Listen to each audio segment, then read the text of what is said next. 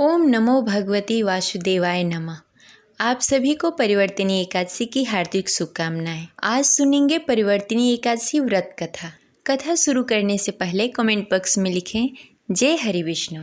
एक बार धर्मराज युधिष्ठिर ने भगवान श्री कृष्ण से कहा, हे माधव, भाद्रपद के शुक्ल पक्ष की एकादशी का क्या नाम है? इसकी विधि तथा इसके महत्व के बारे में कृपा करके बताइए।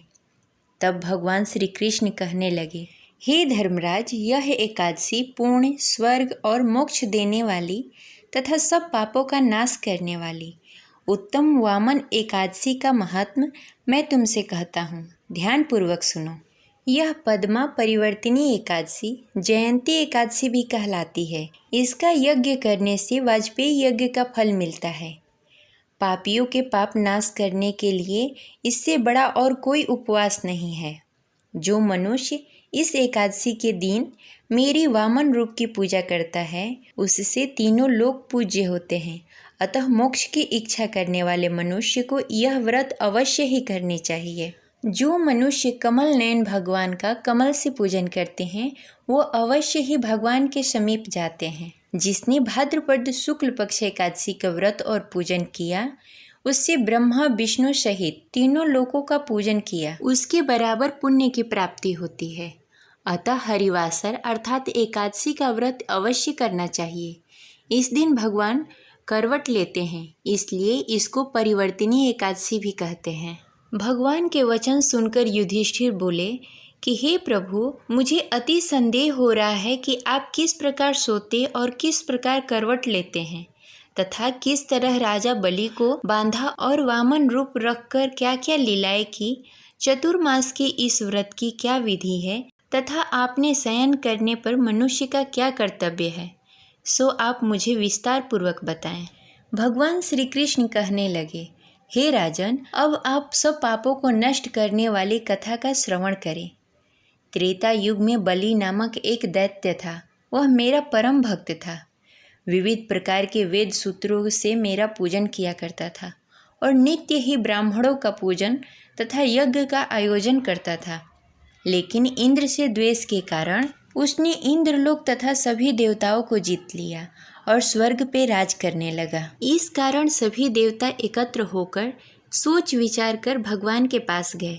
बृहस्पति सहित इंद्रादि देवता प्रभु के निकट जाकर और नतमस्तक होकर वेदों मंत्रों द्वारा भगवान का पूजन और स्तुति करने लगे। अतः मैंने वामन रूप धारण करके 5वां अवतार लिया और फिर अत्यंत तेजस्वी रूप में राजा बलि को जीत लिया। इतनी बातें सुनकर राजा युधिष्ठिर बोले कि हे जनार्दन, आपने वामन रूप धारण करके कैसे महाबली दैत्य को किस प्रकार जीता?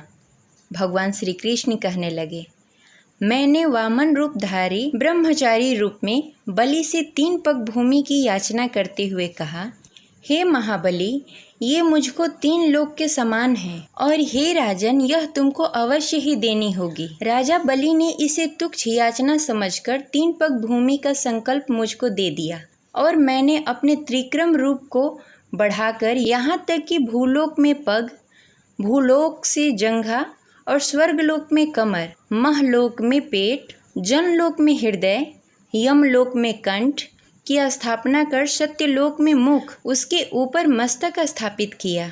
सूर्य, चंद्रमा आदि सब ग्रहगण, योग नक्षत्र, इंद्रादि देवता और शेष आदि सब नागगणों ने विविध प्रकार के वेद सूत्रों से प्रार्थना की।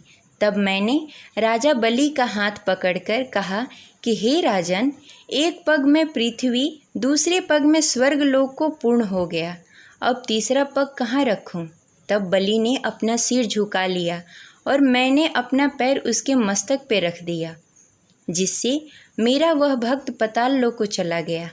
फिर उसकी विनती और नम्रता को देखकर मैंने कहा कि हे बलि, मैं सदैव तुम्हारे निकट रहूँगा। विरोचन पुत्र बलि से कहने पर भाद्रपद शुक्ल पक्ष एकादशी के दिन बलि के आश्रम पर मेरी मूर्ति स्थापित हुई। इसी प्रकार दूसरी क्षीर सागर में शेषनाग के पट पर हुई।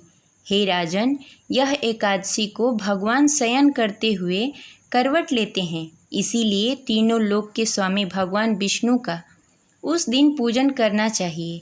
इस दिन तांबा, चांदी, चावल और दही का दान करना उचित है। रात्रि जागरण अवश्य करना चाहिए।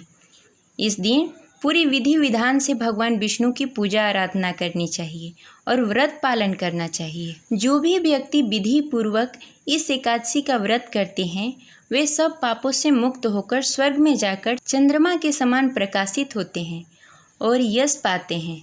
जो पापनाशक इस कथा को पढ़ते या सुनते या दूसरे को सुनाते हैं उनको हजारों अश्वमेध यज्ञ का फल प्राप्त होता है। हे राजन, यह व्रत अवश्य करनी चाहिए। इससे सारे पाप नष्ट हो जाते हैं और भगवान विष्णु का आशीर्वाद प्राप्त होता है। जय हरि विष्णु। ये रही आज की कथा। अगर आपको अच्छी लगे तो इसे अवश्य लाइक करें और ज़्यादा से ज़्यादा लोगों को शेयर करें। जय हरि विष्णु।